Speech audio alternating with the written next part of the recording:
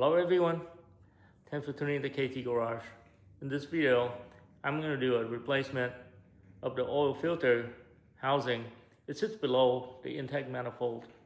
Both of the upper and lower intake manifold is actually under that. So both the manifolds has to come out to get to this housing. And I've been experiencing oil leak, and I thought it was coming from the gasket or the valve covers on both sides. As it turned out, it's coming from somewhere else. I think it is coming from this oil filter housing. I'm gonna go ahead and replace it. Now there's a video online that is very detailed. So I'm gonna use that video as a guideline, but I wanna make a supplemental video for you guys in case I run into, things that they weren't very clear about, issues that I'm having while I'm following that video. And I'm gonna give you guys some of those tips just so you don't have to have the headache that I'm going through trying to solve the issues that are not covered by that video. So stay tuned. I'm gonna go through that video, and I'm gonna reference it in the description so you know the one that I'm following, and then I'll give you some tips as I go along to make your life easier. So from the beginning, they already missed a step. We're supposed to disconnect the battery terminal when doing any kind of engine work. And this is a major engine work, so it's always a good idea to disconnect the terminals. Now I like to work on the negative terminal just because it has a lot less wire. You got a bunch of wires over here to work with. This is just, a lot easier to tuck them away. And you use a 10mm wrench to back this nut out. And then you lift it straight up. And then you just tuck it away. Make sure that you tucked it like all the way down there. Just like that, so it doesn't accidentally come up and then reconnect itself. So I'm gonna leave it right there. Now I can go ahead and work on the gasket replacement. So the first issue that I ran into was trying to take the connector out of this map sensor. So you gotta completely get this piece out, and that connector goes right into here. I broke the red tap, and I wasn't able to pull the connector out. I'm gonna show you how I addressed that issue. Okay, so when I try to pull the red safety pin out, so there's another piece already snapped.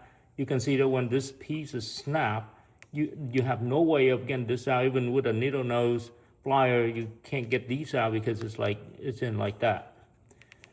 Very hard to get them out. So what I did was I go behind here, and you can see that back here there's an opening. So you're gonna stick a small screwdriver. Let's see if I get the one. Okay, so this is the one that I used to repair the iPhone back in the days. So just something small, and then you kind of just stick it in there and push that red pin out. And once you put that red pin out, you're able to press down this tap and bring it out. So not too bad, but it took me a few minutes to figure out how to get this out. Same thing happened to this throttle body position sensor clip. So I tried to pry, just using my finger, and I broke off this red piece right here. It's supposed to come out and release this latch so you can push it in and get it out, but I couldn't do that. So what I did was I stick this little screwdriver inside and manually lift up the lip that is in here. You can't see it, but it's in there. So you stick it in and then just push it in like that and force it, lift it up, and then it comes right out just like that. So yeah, just make sure you follow this procedure and try not to pry too much on this piece because it's latch, it won't come out, and then you break this piece and then you're gonna be in trouble. And now you gotta go buy another one. I'm at a point where I removed the upper intake manifold, take that out, and we're exposing to the coils. I took the coils out Now, this is the best time to replace your spark plug because, you know, you spend over an hour to get to this point, and if your spark plugs is old, it makes sense to change them. So just make sure you use a really good one, because if you really don't want to tear up half of your engine just to get to the spark plug, you get a good one. It'll last for 100,000 miles. So I'm gonna go ahead and swap out the spark plug. It's gonna take a 5/8 socket.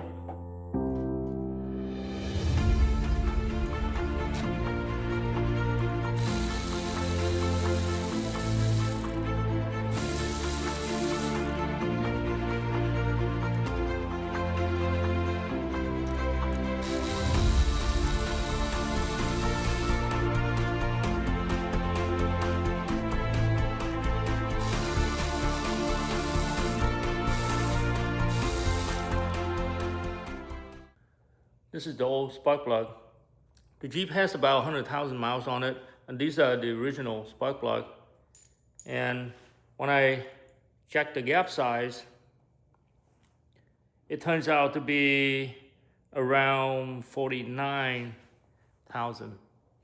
And the manual is calling for 43,000. So this burned out quite a bit. And you can see, like, if you look carefully, you can see that it get burned out quite a bit. So it's not going to be very efficient burning fuel. So it's a good thing that I changed the spark plug. I already changed the other side when I worked on the other valve cover. So and then a couple months later, this side leaked. So this is the best time to replace the spark plug. Since these are aluminum heads, it's a good idea to put a little bit of anti-seize into your spark plug. Don't overdo it, but put a little bit on there just so it doesn't seize on you. Now, when you get it in, just make sure that you use a torque wrench and dial it to 20 foot-pound. And make sure you go get yourself a good one.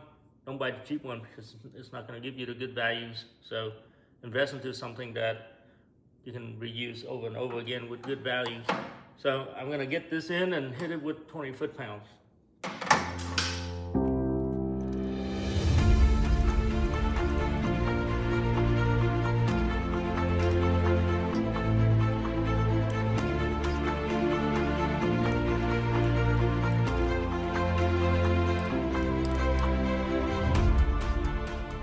So I had my upper intake manifold out and pull the injector connectors out. So this part of the video, they recommend for you to take the fuel rails out, and you know, you have to deal with O-rings and all of that.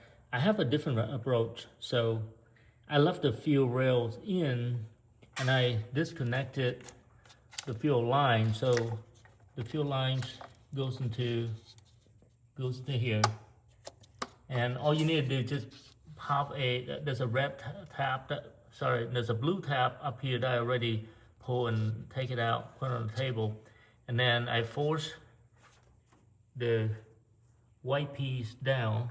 You just stick a screwdriver in and you pry it down just like that. So it used to be all the way up. You stick a screwdriver and get this down, then you pull it out, it comes right out. So that's the now you're able to like set this whole thing aside. Then you leave your fuel rails in.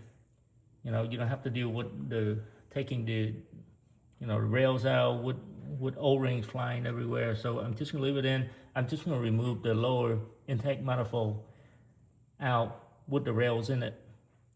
It makes it so much easier.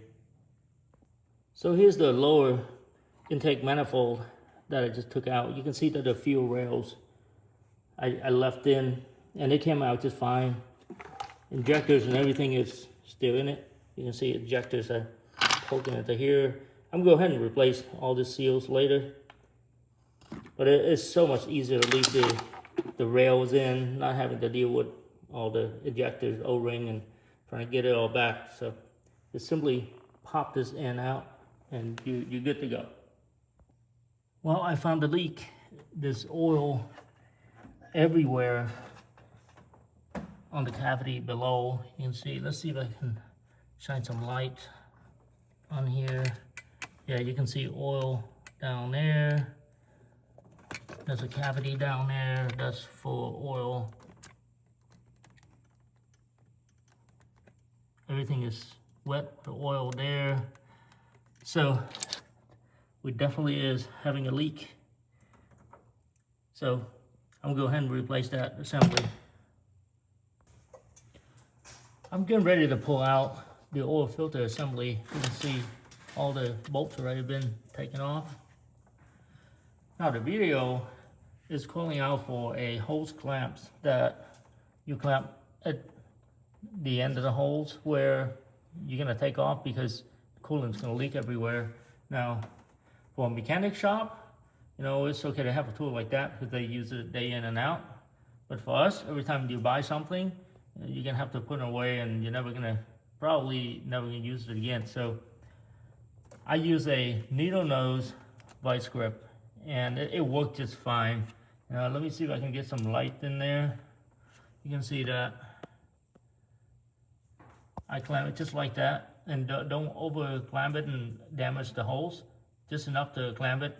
I leave around, let's say about 1/4 of an inch or something, just enough to clamp them, not to get them leak. That way, you save your money from buying a customized tool that you probably never gonna use it again. So here's the aftermarket oil filter housing. You can see that it's constructed out of aluminum, the entire thing, instead of like the factory one. This is actually plastic, and they're prone to crack. So I think it's worth the try. I mean, I haven't tried this before. I don't know how reliable it's going to be, but you know, from the look of it, it looks great. I inspected everything and doesn't look like it cracked anywhere. So one thing I noticed is that the surface on these are not very smooth. They just as cast.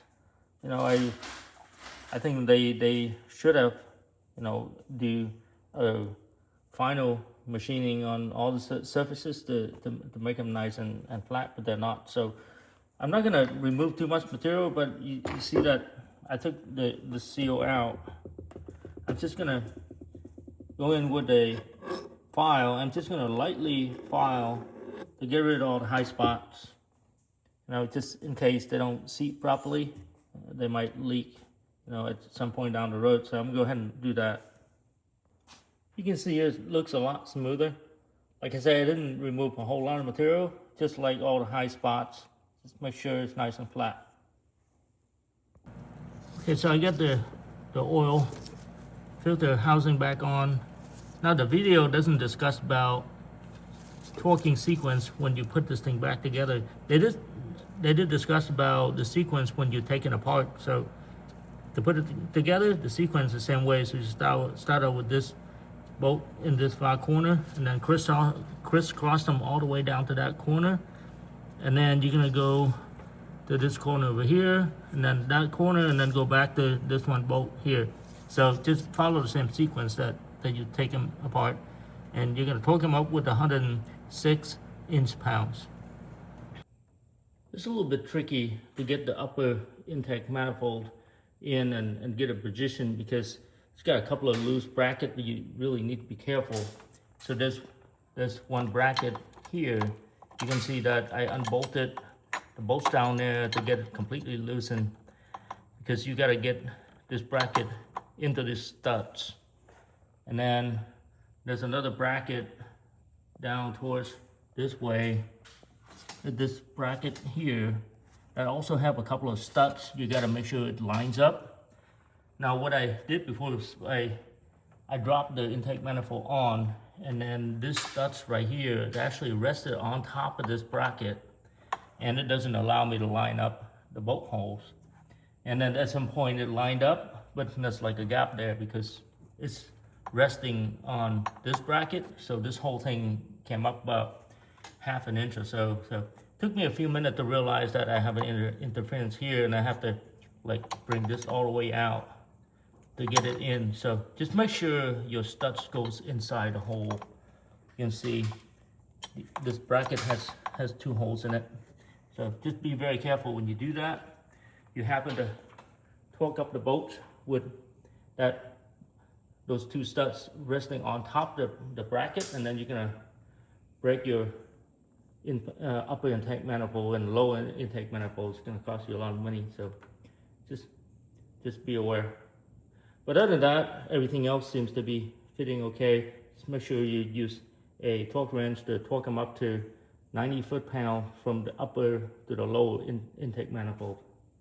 Sorry guys, I meant to say 90 inch-pound, not foot-pound. So just make sure you hit it with 90 inch-pounds. 90 foot-pound is just gonna break everything. Sorry about that. I got everything back together. It went pretty smoothly. The instruction on that video was pretty good, so there's no problem there. Just make sure you hook up all the vacuum holes. Everything that you removed, you gotta plug it all back or hook it all back up. Now, I just put in probably a little bit over half of a quart. I'm gonna start up the engine and then recheck the oil level. It's gonna be low for sure, since I lost a lot of oil trying to change that filter assembly. Now, I also put in quite a bit of coolant because I lost some of that too, pulling the oil filter assembly. So I refilled that. At this point, I'm gonna go in and start up the Jeep, let it circulate the oil, recheck the oil, and then let the engine cool down and check the coolant level again. Make sure everything is good, and then we'll go from there. Biggest thing is I'm gonna drive around and come back and see if anything leaks. If it doesn't, then the problem is fixed. Well, I just came back from the test drive. I think I drove around 20 minutes, and when I come back, looking underneath, everything is nice and clean. No oil leaks, so I think the problem is definitely solved. Now, I ended up putting in 2 additional quarts of oil to compensate for all the oil lost when I was doing the replacement of the oil filter assembly. So make sure that you refill the oil to the proper level, and then just recheck your coolant after the engine cooled down.